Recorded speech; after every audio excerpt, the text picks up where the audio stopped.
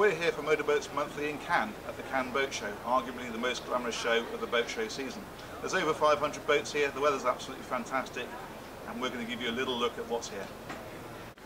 This year it's all been about deck saloon sports cruisers. We've been on the Sunseeker, we've been on the Princess, and we've been on the Fairline, all around 50 feet. This is the Italian take, this is the Atlantis 50. Now Atlantis have recently gone from being a separate company owned by Azimut to actually being brought under the Azimut umbrella.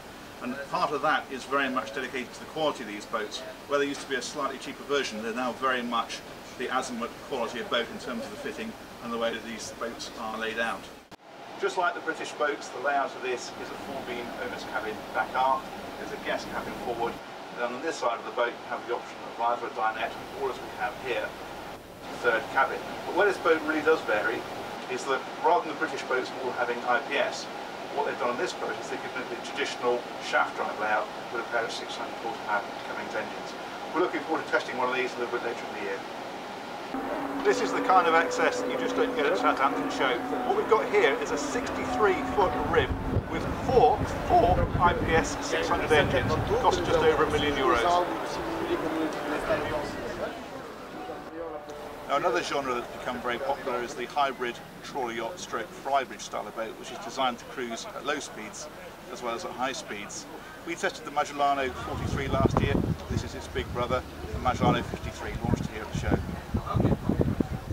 Down here in the saloon, it's all about comfortable living. There's this huge seating area here with a big table in the centre. They put the galley aft, and then there's a good composition over on the starboard side. Down here on the lower deck, the accommodation is pretty much as you'd expect. There's a full beam owner's cabin back aft, good sized double for the guests forward, and then there's a third cabin with bunk beds in. But what is particularly interesting is they've got what they call a pantry, which is this cabin on this side of me. And what this has is the ability to have an awful lot of storage in there for long distance cruising, but also you can have it converted to have a single bed in there to give you a 4-cabin layout down here. This is something pretty special. It's a bit of James Bond really. It's a narrow beam high performance sports boat, but it has a facility when you're stopped for these side sections here to extend outwards. There's sponsons that drop in the water, it increases the stability, and it makes for a much bigger living space when you're stationary. This is Beneteau's brand new MC4, the sister to the MC5 that they introduced earlier this year. And this boat is all about spacious living. So you've got a lovely big cockpit area here, and then a flat floor through to the saloon, and they've put the galley up in the saloon to make this all one big living area and to give really good accommodation downstairs. This is the forward cabin. This is about what you'd expect in this size of boat, but it's back aft that we really see the difference. So this is the mid cabin, the owner's cabin, and this is absolutely fantastic. For a 43-foot boat, it's incredible what they've got in here. They've combined the advantage of the IPS, having the engines right at the back, and the galley up, and just put this massive owner's cabin in here.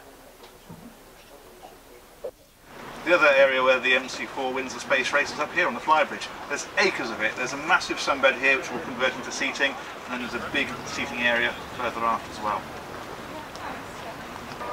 So this is the big brother to the MC4. This is the Beneteau MC5.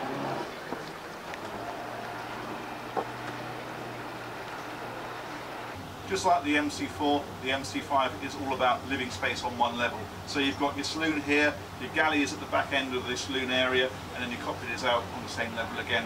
Further forward, it's a similar sort of setup with a double berth forward and a full beam owner's cabin, but on this one they've got a third cabin in there as well.